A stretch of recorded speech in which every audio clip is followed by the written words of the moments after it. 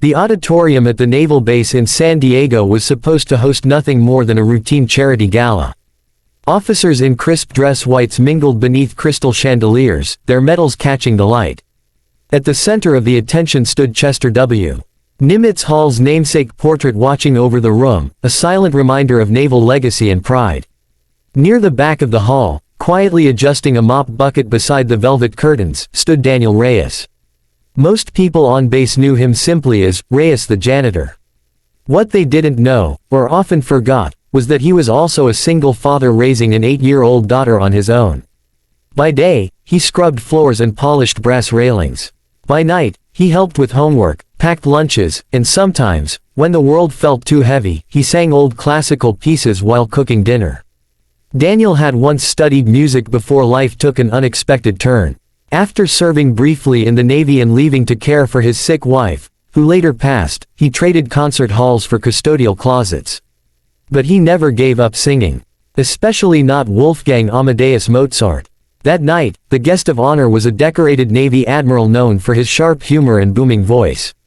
The admiral had a habit of teasing junior officers and making light-hearted bets during formal gatherings. As the Navy band wrapped up their final number, the admiral tapped the microphone and grinned. "Anyone here brave enough to sing some Mozart?" he called out playfully. "Sing it well, and I might just marry you on the spot." The crowd erupted in polite laughter. A few officers nudged one another but quickly looked away. Classical opera wasn't exactly standard entertainment at a military gala. From behind the curtain, Daniel hesitated. His heart pounded. He knew it was foolish. He wasn't dressed for the occasion, just a pressed navy blue janitor's uniform. But something stirred inside him. Maybe it was the music. Maybe it was the memory of his wife telling him never to hide his gift. Or maybe it was his daughter's voice that morning saying, "Daddy, one day they'll hear you." Before he could talk himself out of it, Daniel stepped onto the stage. The laughter softened into confusion. A janitor. On stage. He leaned toward the microphone, hands slightly trembling. "With your permission, sir," he said respectfully. The admiral raised an amused eyebrow. "Go ahead," he replied, expecting another joke. Then Daniel began to sing. The first note floated through the hall like a silver thread, delicate yet unbreakable. It was Mozart's Ave Verum Corpus, and his tenor voice carried a warmth that wrapped around every person in the room. Conversation stopped mid-sentence. Glasses froze halfway to lips.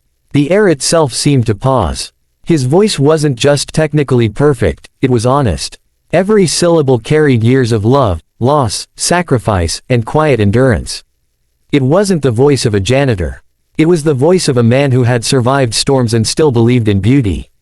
By the second verse, the admiral's smile had disappeared. His eyes glistened. Officers who had faced combat without blinking now felt their throats tighten.